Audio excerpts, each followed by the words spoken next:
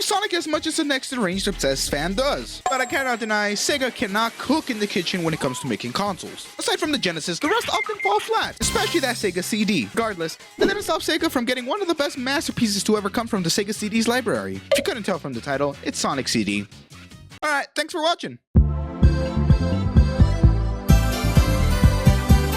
Sonic CD is canonically the sequel to Sonic the Hedgehog 1, even though it was released back in 1993, a whole year after Sonic 2. Thank God Sonic Origins confirmed that CD is the canon sequel, but this is starting to feel complex like that fraud Sora with his video game series lineup. Seriously, why do I need to play Kingdom Hearts Yu-Gi-Oh! Edition just to understand Kingdom Hearts 2? Anyways, getting sidetracked here. I personally refer to Sonic CD as Sonic 1's DLC, because originally this was supposed to be a Sonic 1 port for the Sega CD, but eventually Naoto Oshima, when creating this, looked at it and said, nah, I'm gonna do my own thing, and just made a whole new video game. It's currently 2 a.m. when writing this, and I want to sleep, but as the great Sonic ambassador once said, Don't sleep. You must not sleep. Wake up. Jesus, please. So with that said, with my lack of sleep, I will tell you guys why Sonic CD is secretly a masterpiece. From the gameplay to the music, there's just a lot that can be enjoyed from Sonic CD that even outclasses the likes of Sonic 2, and dare I say, Sonic 3 and Knuckles? Oh, brother, this guy stinks! Okay, settle down. I know I'm not the only one with this kind of opinion. Ain't that right, Sonic? I'm out of here. Wait, Sonic, where you going? Sonic, where you going?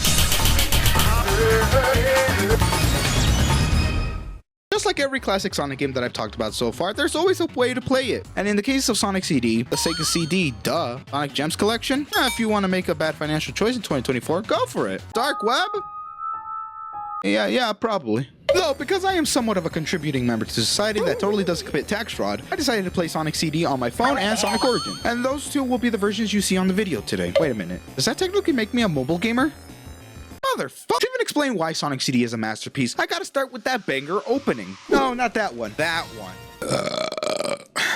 For the first time in the Sonic series, we see that way past cool hedgehog in an awesome animation sequence where Sonic's just running and styling like he's a Subway Surfers character. And on top of that, the opening theme Sonic Boom, or Toot Toot Sonic Warrior, depending on which one you prefer, just adds the quality to this opening to a whole other level. Boo me all you want. This is already better than Sonic 3. Here we have the GOAT just being cool and styling, while Sonic 3 starts off with Super Sonic looking like a fraud by being packed up by Fraud the Echidna. What do you even label a fraud being packed up by a fraud? Uber fraud? I don't know about you, but that's kind of embarrassing. After a whole running sequence, Sonic looks at the mysterious Little Planet where it's chained up because that fat man plans to use Little Planet like a Clash of Clans base. Sonic, being the op that he is, decides to launch himself and go smoke that Eggman pack. And I just want to glaze over this opening real quick because the animation done for this game is stellar. And Sonic posing like he's an Instagram model for the post is insane work. Not everyone likes me, but not everyone matters. Like, that's my goal right there! This opening alone makes this game a masterpiece to me. However, this is a YouTube video, I gotta make the length longer, so I gotta continue yapping on why this game is a masterpiece. So, with that said, how's the actual game itself? Like I said earlier, the game was originally going to be a CD port of the first Sonic the Hedgehog game, so it's pretty much the same,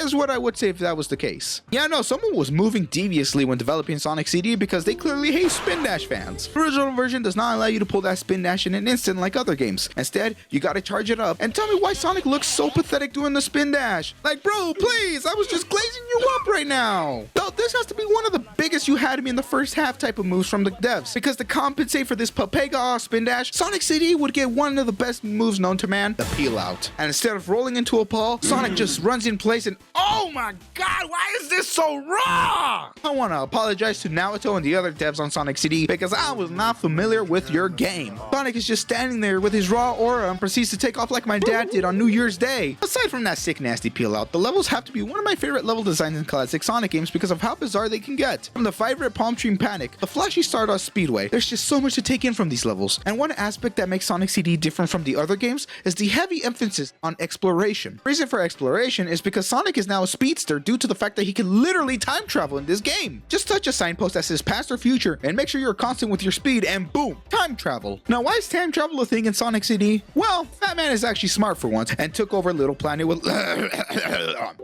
and took over Little Planet like it was a Mario 64 speedrun. Because of that, Sonic needs to go back in time and destroy the Fat Man's machines to ensure a good future for each zone. That's right, your choices matter because failing to destroy the machines leaves Little Planet enslaved to Eggman's evil ways. Which I gotta say, I kinda see the vision. Like, yeah, cool, free the Little Planet from being trapped, but you could totally make profit out of this and become filthy rich. Hashtag capitalism rocks. I honestly like exploring to destroy the machines because it actually changes the future outcome of the zone. You see, if you go to the future without destroying the machine first, the zone becomes a bleak, sad world where capitalism drains the Little Planet dry. However, destroying the machines first and then going to the future shows the beautiful outcome that each zone can get once you destroy Eggman's machines. Speaking of outcome, the soundtrack changes too depending on the timeline you're in. You have to listen to it for yourself to understand what I'm talking about. But I gotta tell you, when I heard Stardust Speedway's Bad Future theme, I was starting to get jiggy with it. However, the good future makes me feel like I'm entering that fifth dimension. Like, bro, who let the devs cook on this game? Because right now, this is some gourmet eating that I'm having. To end my tangent on the soundtrack, there's also two different soundtracks because the US wanted to be different for some reason. I won't lie, they have some bangers too, but they just can't compete with the heat that is the Japanese soundtrack.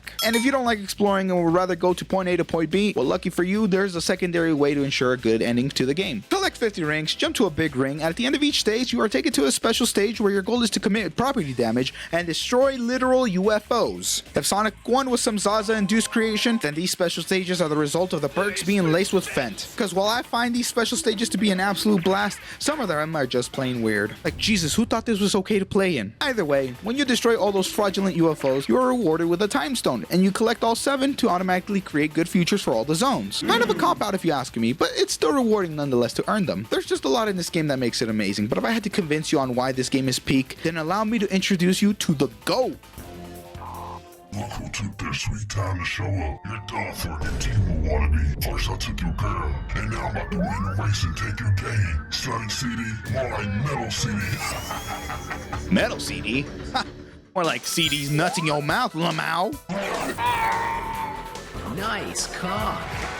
Boss fights are also unique this time around, where this time you have to play the gimmick of the boss instead of just smacking bro around. From running on a treadmill to literally sucking Eggman's air bubbles, I enjoy how creative these boss fights can get. And once you're done smoking that Eggman pack, the game ends with a satisfying conclusion to the story. Wait a second. No, this ain't the ending I remember. A whole scene is missing. Yeah, no, this can't be right. I gotta be tripping. Hold up. Let me check Sonic Mega Collection to be sure. Yeah, I want a parachute with scary like this. I'm gonna do it. But I'm gonna be butt-ass naked so the wind could just be hitting my balls and shit. Hey, bro, watch your jet. Watch your jet, bro. Watch your jet! What the... I don't understand why this scene was only in the bad ending, because I remember seeing this ending and thinking this was the good ending itself. Oh, well. I guess to close things off, I just want to say that I never really understand why there's such a big dislike for Sonic CD. You see, one of the main complaints I see is the level design being a little too much, especially in the exploration aspect. But me personally, I kind of prefer that over Sonic 3 and Knuckles at times. Is that a bad take? No, and you can't tell me otherwise. If you disagree with me, go ahead and tell me in the comments below why you dislike Sonic CD, or why you don't think it's a masterpiece. Because I remember playing this for the first time and not liking the game at all because of how different it was from the other classic Sonic games. But after being a madman and playing this game religiously, I kind of see why this game is peak now. Play it however you want, but I think Origins is the best way to go. Like, dude, they got Knuckles and Amy. What more do you need for a game that's legit perfection? Anyways, crew, that's all from me. I'm really tired, and this video is going longer than I want it to be. So next time you see me, I'll finally be doing my best Sonic game in the series, Sonic 3. But with that said, just like Sonic once said, I'm out of here. I will see you all on the next video, crew.